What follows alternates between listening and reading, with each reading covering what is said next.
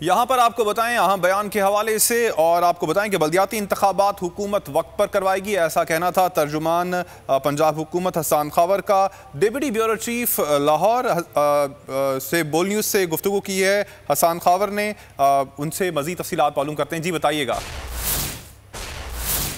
बिल्कुल, अपोजिशन की जानिब से जो है वो मार्च में लॉन्ग मार्च का ऐलान किया गया है, जबकि हुकूमत की जानिब से तैयारियां की जा रही हैं कि मार्च के अंदर जो है वो लोकल बॉडी इंतखाबात करवाए जाएंगे। इस हवाले से हमारे साथ यहाँ पर मावन ख़ुसूसी वज़ीर आला पंजाब और तर्जुमान पंजाब हुकूमत हसन खावर साहब मौजूद हैं। इनसे जान लेते हैं। हसन साहब, ये फरमाइएगा, एक जानिब तो आपकी जानिब से बल्दियाती इंतखाबात जो है वो मार्च में करवाने की कोशिश की जा रही है, दूसरी जानिब अपोजिशन लॉन्ग मार्च लेके चलने वाली है, तो क्या इंतखाबात मुमकिन हो सकेंगे?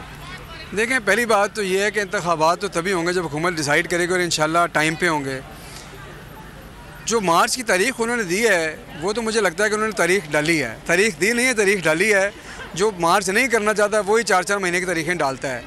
और अगर इलेक्शन होंगे और अपोजिशन अगर इलेक्शन से भागना चाहती होगी तो मार्च करके भाग जाए, हमें तो कोई इतराज़ नहीं, लेकिन इलेक्शन टाइम पे होंगे इंशाल्लाह। हसन साहब, एक आखिरी सवाल यह है कि मरियम बीबी की जानिब से जो है वो मुख्तलिफ अफराद की ऑडियोज़ जारी की जा रही हैं, दूसरी जानिब इंटरनेशनल ट्रांसपेरेंसी इदारे की भी एक रिपोर्ट आ गई है अदलिया के हवाले से, और मरियम उन्हीं इदारों पर एतराज़ भी करती हैं और वहीं पर दोबारा जो वो रिट पिटीशन भी लेके चली गई हैं अपनी सज़ाओं में जो है वो माफ़ी के लिए। इसके हवाले से क्या करें? बस बात यह है कि प्रेशर टैक्टिक्स हैं।